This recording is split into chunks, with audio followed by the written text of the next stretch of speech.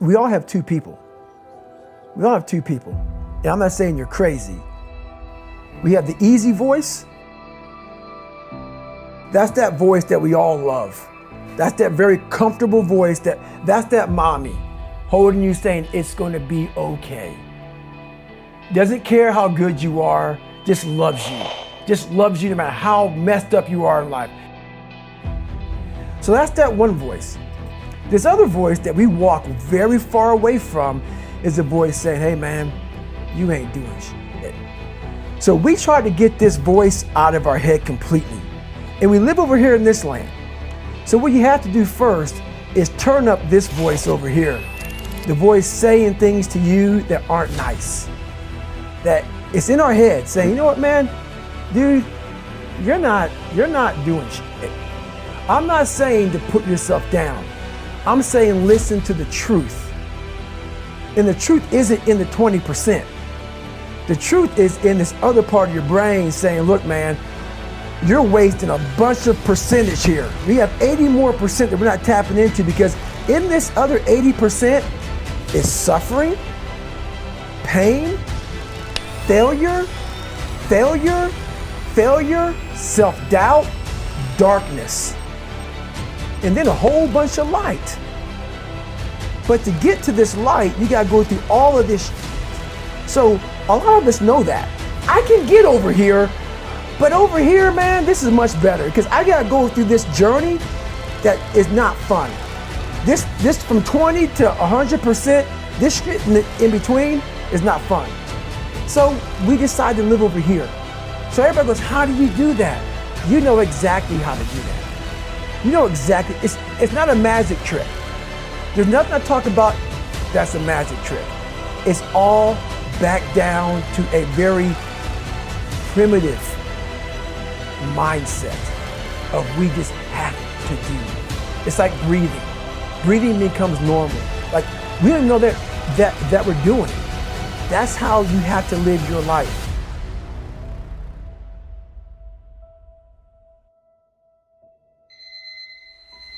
When that alarm clock goes off at 4 or 5 in the morning, your mind says no. You just say, it's just what we do. It's what we do now. Because to get to where you want to go, the amount of pain involved, I'm not saying physical, I'm not saying you got to break yourself off. The amount of mental pain of how many times you're going to have to do something that you don't want to do to get to where you want to go.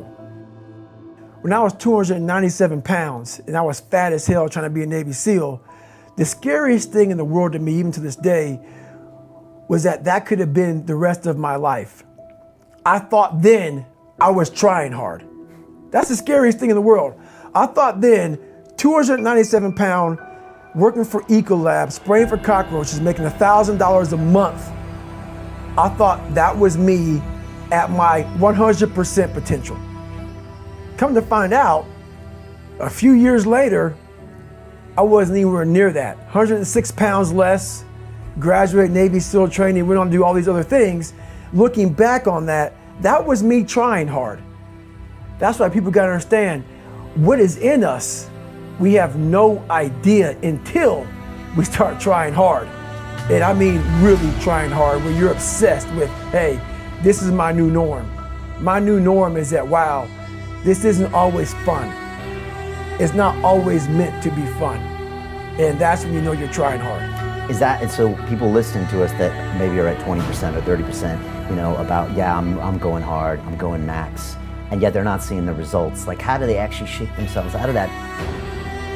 We're all in a battle with our own brains. That's all life. That's all life is. It's the most powerful thing in the world, is your own brain. It can work for you or against you. And as opposed to focusing on all those bad things that happened, all the things you didn't have, the people that called you names, all the stuff in Brazilian Indiana, and you start thinking, wait a second, I just visualized this, and now I can take it to the next level, because the visualization got you through the SEAL training. It did, and I was able to visualize the end. So when I was 297, and I was all fat and out of shape, and I couldn't run a quarter mile, and I was drinking milkshakes and eating boxes of donuts, I visualized, man, how would it feel for a brief moment So there was 22 guys that graduated. I watched this segment on TV about these guys going through Navy SEAL training. And I couldn't even, I wasn't a great swimmer. I was afraid of the water, all this crap, man. But at the very end, it says 22 guys. This commanding officer's up there and he gives this great speech. I was like, man, I wonder. So I started visualizing me being the 23rd guy in these dress whites, sitting there with these guys, getting that Navy SEAL, graduating this Navy SEAL training. I was like, God. So I put myself there. I was like, man, that's an amazing feeling. I put myself there at 297, not even able to do anything that these great men were doing. I said, man, if I could feel that would change my life. I could just feel that. It lasts for 1 second. You get that certificate, you walk across the stage, and what's next? But I didn't know that then. My mind wasn't it. I thought I'd live in that moment forever.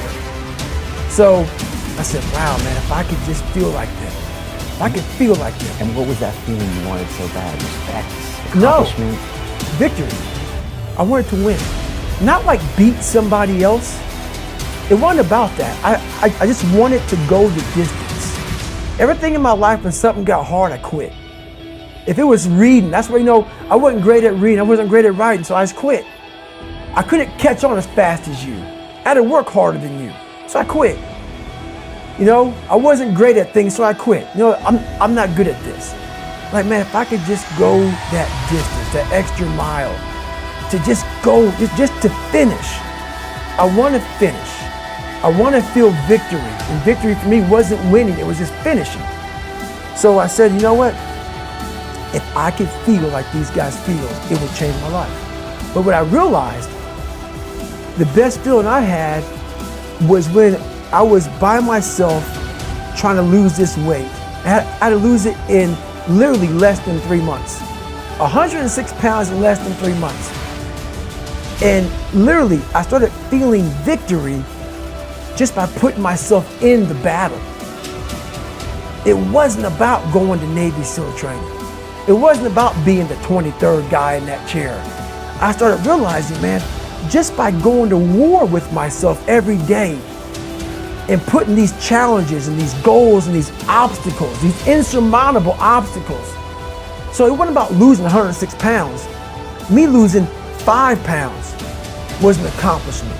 Me losing 10 pounds and then 50 pounds. And then the more I did this, the more I gained confidence.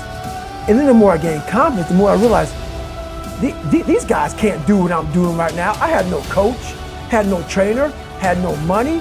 I didn't know how to lose weight. I had no knowledge of what I was doing. I was just working. I was just sacrificing. And then through that, all these different tools started coming up. But I would have never found these tools if I didn't put myself in a very uncomfortable place. We all look for toughness. We all want it, but we look for it in a comfortable environment. You will not find toughness in a comfortable environment. Those of you who are listening to this, whoever hear this, you will not find it.